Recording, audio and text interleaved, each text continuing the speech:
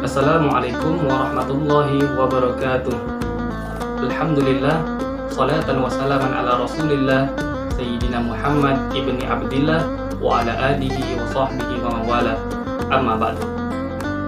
Alhamdulillah, pada kesempatan video kali ini saya Rizky Muhammad Kurniawan, mahasiswa UIN Raden Fatah Palembang dari Fakultas Ilmu Tarbiyah dan Keguruan, Program Studi Pendidikan Agama Islam dengan NIM 2120202195 akan menyampaikan materi dari mata kuliah Ushul Fiqh yang diampu oleh yang terhormat Bapak Ahmad Fadil MPDI dengan materi Al-Ihtisan dan Maslahah Mursalah. Baiklah, materi yang akan kita sampaikan pada hari ini ialah materi tentang Al-Istihsan dan Maslahah Mursalah. Untuk mempersingkat waktu, langsung saja akan saya jelaskan. Yang pertama mengenai Al-Ihtisan. Al-Ihtisan secara etimologi merupakan bentuk masdar yang berarti menganggap sesuatu itu baik. Imam Abu Hanifah menjelaskan dengan bahasa lughawi astahsin yang kemudian dijadikan masdar istihsan yang berarti menganggap sesuatu itu baik, menganggap sesuatu hal baik. Atau dapat kita simpulkan kecenderungan seseorang menuju kepada suatu keputusan, suatu hal yang baik untuk meningkatkan suatu kerugian atau mudarat. Al-istihsan dibagi menjadi tiga. Ada istihsan dengan nas, dengan ijma, dan dengan urf. Akan kita jelaskan istihsan dengan nas. Nas di sini ialah menyangkut Al-Quran dan Sunnah. Dapat berupa Al-Quran dan Sunnah. Maknanya, istihsan dengan nas ialah meninggalkan sesuatu hukum berdasarkan qiyas menuju hukum lain yang berbeda yang ditetapkan berdasarkan Al-Quran dan Sunnah. Contoh istihsan di dalam Al-Quran ialah istihsan dalam hukum waris. Lanjut, al-istihsan dengan ijma. Istihsan dengan ijma ialah ada suatu kesepakatan dalam menetapkan suatu hukum mengenai suatu persoalan yang dimana persoalan ini menyelisihi hukum awal, maka kesepakatan tersebut disebut dengan ijma sharih.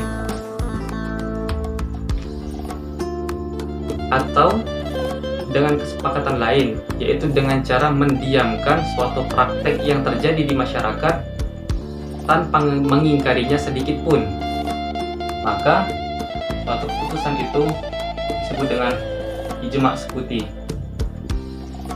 Contoh daripada istihsan dengan ijma ialah pada hukum al-istisna, yaitu hukum jual beli dengan persyaratan yang dibuat oleh mustasni atau pemesan barang atau pembeli barang kepada soni, yaitu penjual barang, yang dimana harus diikuti persyaratan dari mustasni tersebut. Maka hukum tersebut dibolehkan mengambil hukum istihsan untuk memudahkan jual beli yang terjadi pada zaman saat ini. Kemudian ihtisan dengan urf. Istihsan dengan urf perlu kita ketahui, urf adalah suatu kegiatan dalam mewarisi sesuatu.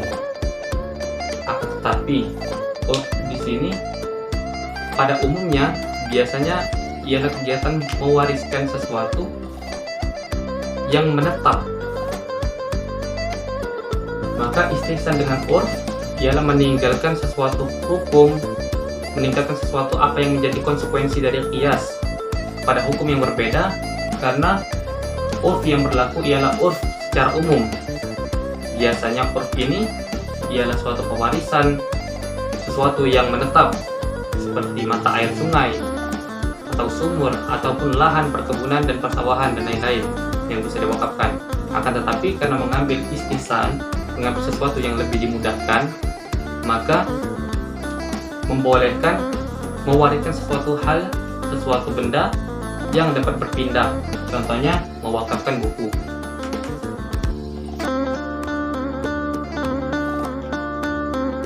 Baiklah, kita lanjutkan pada materi selanjutnya, yaitu al-maslahah mursalah. Maslahah mursalah ialah dalil hukum untuk menetapkan suatu hukum yang dimana secara eksplisitnya tidak dijelaskan oleh Al-Quran maupun As-Sunnah atau Al-Hadis. Maka dalam penetapan ini dibuatlah suatu hukum untuk menyelesaikan suatu masalah walaupun secara jelasnya tidak disebutkan dalam Al-Quran. Maka maslahah mursalah ini dibagi menjadi dua, yaitu maslahah al-daruriyah dan maslahah al-hajiyah. Maslahah al-daruriyah yaitu kemaslahatan yang dimana menyangkut kebutuhan umat baik di dunia maupun di akhirat. Maka ini sangat penting. Ini jangka panjang. Keputusan dalam memutuskan suatu hukum untuk jangka panjang, yaitu di dunia maupun di akhirat kelak. Kemudian maslahah al-hajiyah yaitu kemaslahatan umat yang dipentingkan ialah dengan suatu keputusan menyelesaikan masalah yang dihadapi. Maka diambillah suatu hukum untuk menyelesaikan suatu masalah yang dihadapi yang disebut dengan maslahah al-hajiyah. Ini disebut juga maslahah al-hajiyah yang dimana untuk menyelesaikan suatu hukum dalam jangka pendek, menyelesaikan suatu masalah dalam jangka pendek. Ini permasalahannya jangka pendek dan ini adalah jangka panjang, menyangkut dunia dan akhirat. Tetapi ini dibuat keputusan hanya ketika menghadapi sesuatu masalah. Contoh daripada maslahah mursalah ialah ketika Sayyidina Umar bin Khattab radhiyallahu an mendesak Sayyidina Abu Bakar radhiyallahu an untuk memerintahkan Zaid bin Sabit mengumpulkan suhuf-suhuf Al-Quran yang berserakan di berbagai tempat untuk kemudian dijadikan satu atau dikodifikasi, karena Sayyidina Umar mencemaskan bahwa suhuf-suhuf itu akan hilang bersamaan dengan gugurnya para kaum muslimin di medan perang. Lalu contoh yang kedua ialah ditunjuknya Sayyidina Umar oleh Sayyidina Abu Bakar radhiyallahu an menjadi seorang khalifah selanjutnya menggantikan beliau. Kenapa itu dimasukkan juga dalam maslahah mursalah? Karena ini menyangkut kebutuhan umat baik dunia maupun akhirat, mencarikan pemimpin yang baik. Sayyidina Abu Bakar mengetahui potensi yang dimiliki oleh Sayyidina Umar dalam memimpin, dalam perpolitikan dan sosial. Beliau menguasai dengan baik, dapat mengatur strategi dengan baik untuk kemaslahatan umat. Maka itu juga dimasukkan dalam maslahah mursalah. Contoh ketiga ialah Sayyidina Umar menambahkan hukum derah bagi peminum khamar yang awalnya hanya 40 kali cambukan menjadi 80 kali cambukan. Kenapa dimasukkan dalam maslahah mursalah? Karena untuk kebaikan masalah yang dihadapi untuk diselesaikan, yaitu menambahkan efek jerah bagi para peminum khamar sehingga mereka akan berpikir dua kali jika ingin meminum khamar, maka dia akan merasakan hukuman 2 kali lipat. Yang sebelumnya adalah 40, kemudian ditambahkan 80 kali derah oleh Sayyidina Umar untuk memunculkan efek jerah bagi para peminum khamar. Selanjutnya, contoh yang keempat ialah Sayyidina Umar membangun sebuah institusi negara untuk kebutuhan umat. Undang-undang perpajakan mata uang, dan juga lembaga-lembaga pemasyarakatan seperti penjara dan lain-lain,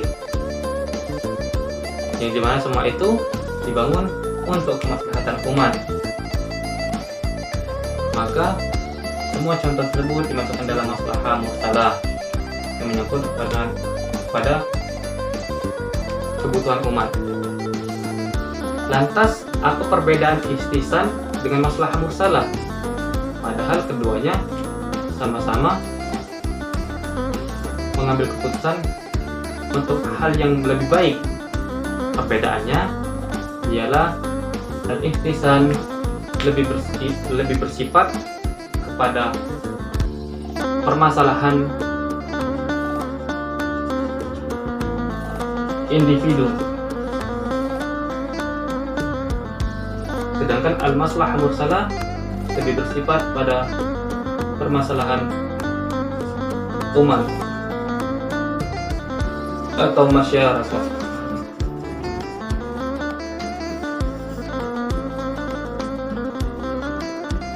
Jadi dapat kita ketahui, kita simpulkan bahwa kedua hukum ini merupakan hukum yang sama-sama mengambil sesuatu yang lebih baik untuk individu maupun masyarakat. Baiklah, cukup sekian materi yang dapat saya sampaikan. Lebih kurangnya saya mohon maaf, dan kepada Allah saya mohon ampun. Billahi taufiq wal hidayah. Wassalamualaikum warahmatullahi wabarakatuh.